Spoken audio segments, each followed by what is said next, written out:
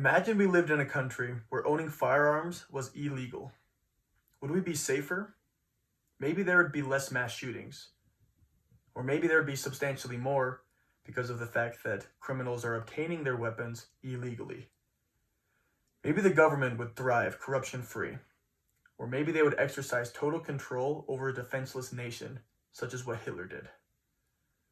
Jeff Cooper said that an unarmed man can only flee from evil, and evil is not overcome by fleeing from it.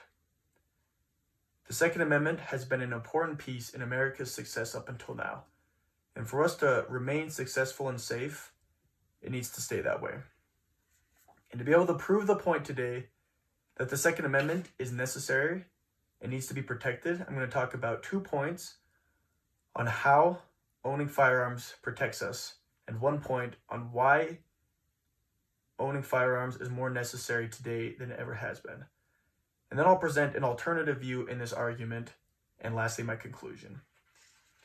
So first, how does owning firearms protect us from a potentially corrupt government?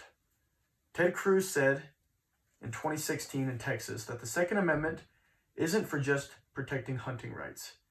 It is a constitutional right to protect your children, your family, your home, and to serve as the ultimate check against governmental tyranny. So the Second Amendment protects us from corrupt governments. This is exactly what happened when the colonists were fighting against the British. The British tried to regulate and confiscate all of the firearms that the colonists owned. And this eventually sparked the start of the Revolutionary War. There's a quote by Noah Shusterman in 2019 on the Washington Post that said that the men in charge of the army could order it to attack the citizens, who unarmed would be unable to fight back. And there's another example of this in Germany, when Hitler and the Nazis were reigning. They confiscated all of the weapons from all the citizens in Germany, eventually paving the way for Hitler to do his thing and have no one in his way to stop him.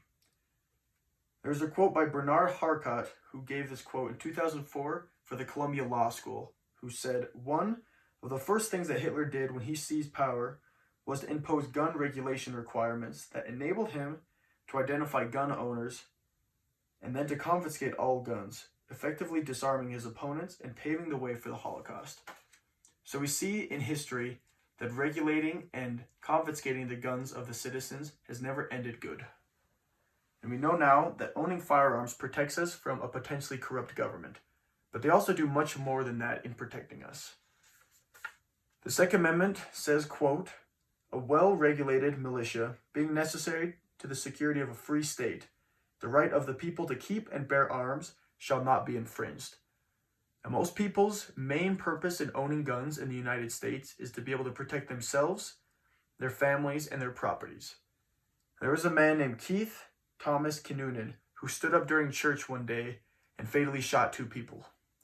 Now, lucky for everyone else in the congregation, there was a man named Jack Wilson who was concealed carrying a handgun that day and stood up and shot the assailant, killing him and potentially saving the lives of 240 people. And from this example, we see that there are good gun owners and there are bad gun owners. And the good gun owners protect us from the bad gun owners who inevitably are going to obtain firearms whether or not they're legal. Now, if bad people have guns, I want to be able to own guns as well to protect myself from people who want to cause me harm and also my family. Now we're able to see how the Second Amendment protects us. And we know that guns are becoming more and more difficult to obtain nowadays because of the civil unrest and also because of the coronavirus. This is happening because of new laws and new gun owners.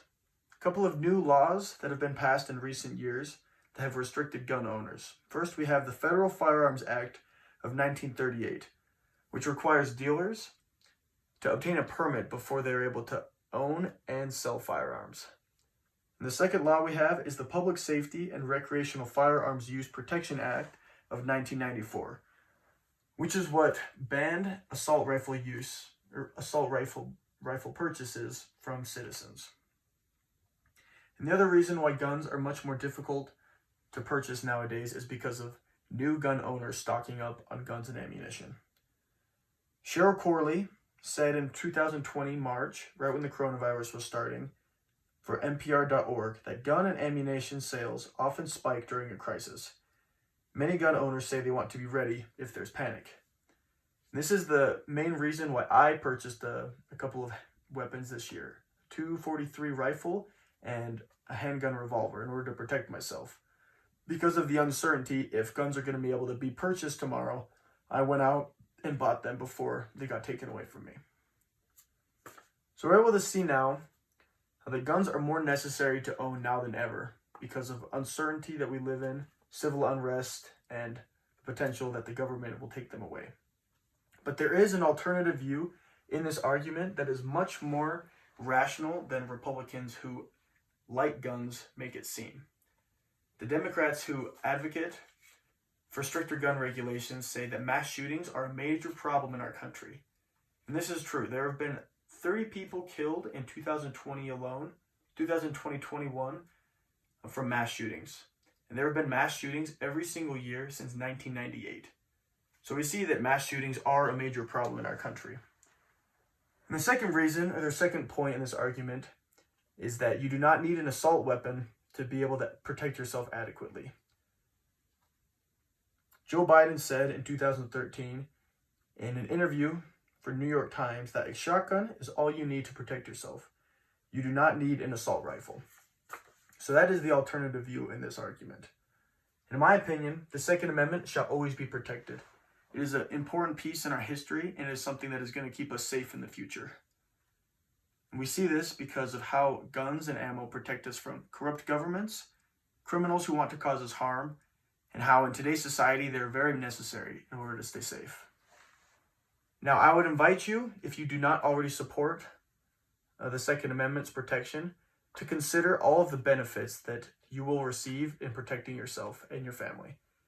And if you do already support the Second Amendment, I would invite you to exercise those rights more freely. Now, just to close with the quote from Andrew Fletcher, who said that arms are the only true badge of liberty. The possession of arms is the distinction between a free man and a slave.